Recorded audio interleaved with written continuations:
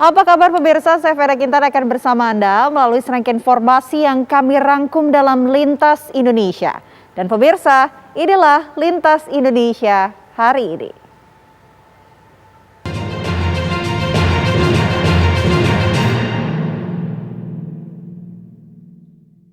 Satuan Reserse Narkoba Polrestabes Medan menggerebek Kasawan yang diduga kuat menjadi tempat peredaran dan penggunaan narkoba. Petugas terpaksa mengeluarkan tembakan peringatan lantaran para pengedar mencoba kabur saat akan diamankan.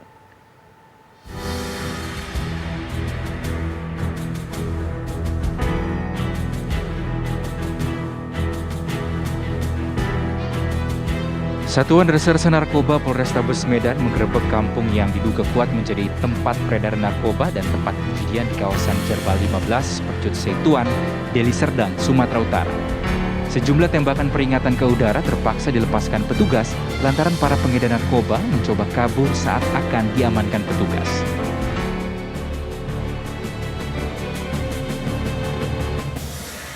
Setelah menyisir di sekitar lokasi, petugas menemukan beberapa paket sabu yang terbungkus di dalam plastik klip dan siap jual dan alat hisap serta puluhan mesin judi jackpot. Petugas juga mengamankan 7 orang tersangka yang diduga sebagai pengedar narkoba. Jadi kami laksanakan penggerbekan di sana dan memang sesuai dengan informasi banyak ditemukan penyalahgunaan narkotika.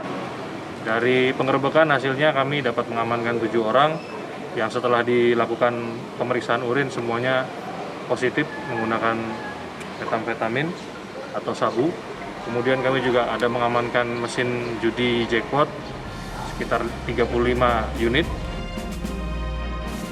Ketujuh tersangka diboyong ke Mapolrestabes Medan berikut barang bukti. Para tersangka juga langsung menjalani tes urin dan hasilnya seluruhnya positif.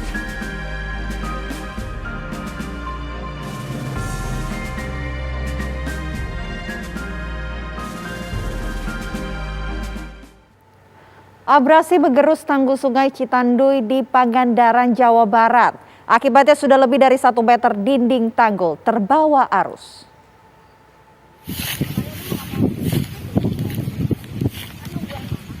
Warga Dusun Sindangsari, Desa Banjarharja, Kecamatan Kalipucang, Pangandaran, Jawa Barat, resah akibat kondisi tanggul Sungai Citanduy yang tergerus abrasi. Kemana Pak? Tampak pohon kelapa yang dulunya berada di tepi tanggul sudah berada di tengah sungai. Pohon kelapa itu tadinya masih sama tanggul tuh ada tanahnya, sekarang udah nggak ada, ke bawah longsor. Tadinya jarak dari Bahkan di beberapa titik terlihat tanggul retak dan rawan jebol. Bila tanggul ini terus abrasi dan jebol, ratusan kepala keluarga di Desa Banjarharja dan Desa Cibaluh terancam banjir. Ini harus segera ditangani. Saya khawatir karena masyarakat yang terdampak kurang lebih di Desa Cibulu 45 kakak. Mungkin areal sawah 75 hektar. Terus Desa Banjarharja kakaknya kurang lebih 125. Terus areal sawahnya mungkin ada 190 hektaran lah. Warga di 2 desa berharap pihak Balai Besar Wilayah Sungai Citanduy bisa segera memperbaiki tanggul.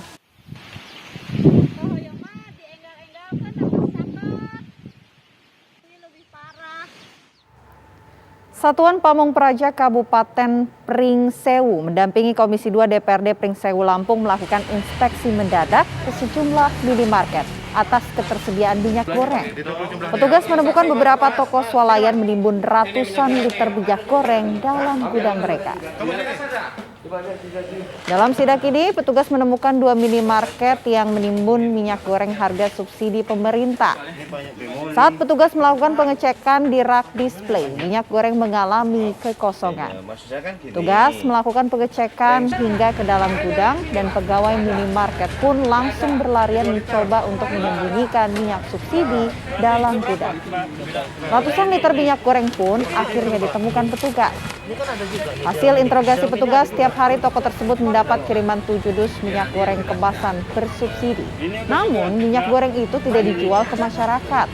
56 liter minyak goreng kemasan subsidi tersebut justru dijual ke restoran cepat saji.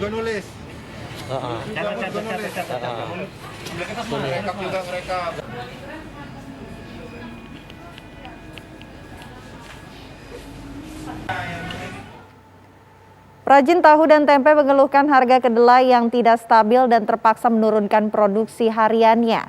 Mereka mengancam mogok produksi sebagai bentuk protes kenaikan harga kacang kedelai impor.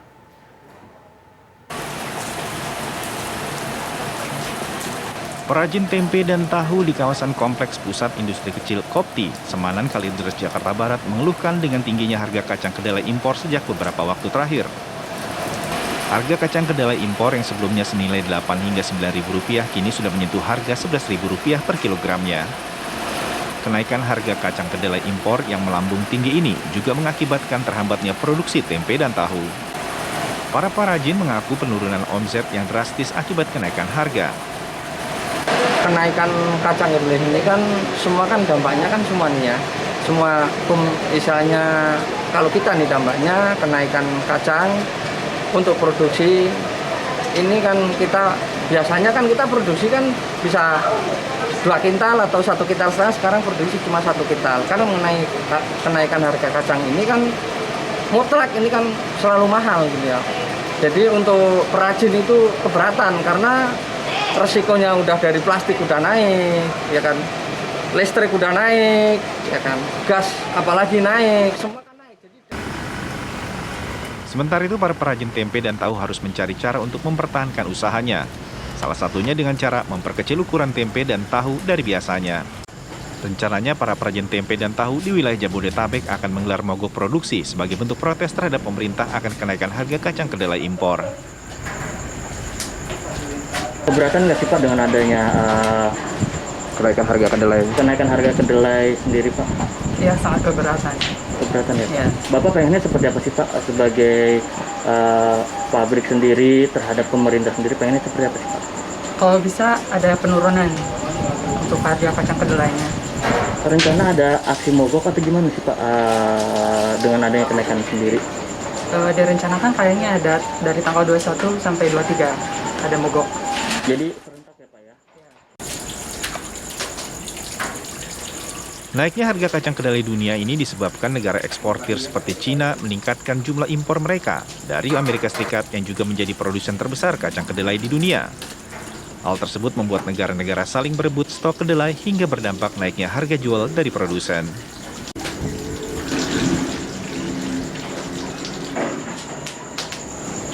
Informasi tadi menjadi penutup kebersamaan kita dalam Lintas Indonesia. Jangan lupa segeralah vaksin jika Anda mendapat kesempatan untuk divaksinasi.